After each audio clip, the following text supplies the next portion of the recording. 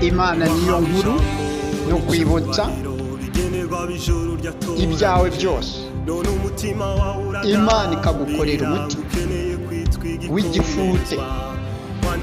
Imana rero ukora ibyiza ikagukomeraho.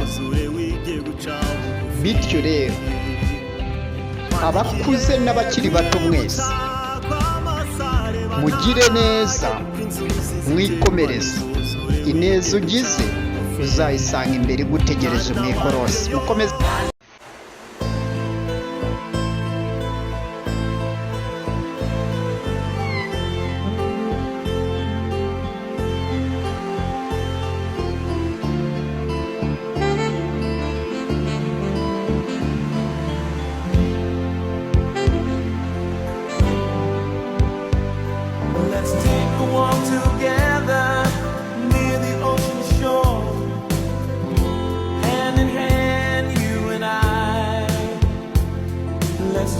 Every moment we have been given, but time is passing by. I often pray before I lay down by your side.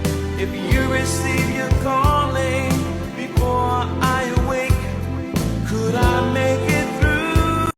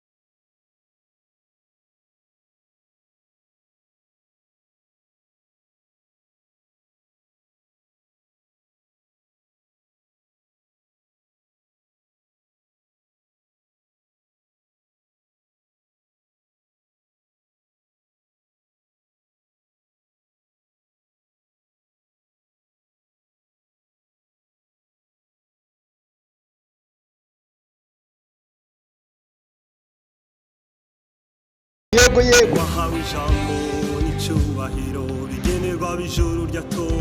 nibyo umuntu Uwiteka amugabije ijambo muri rubanda.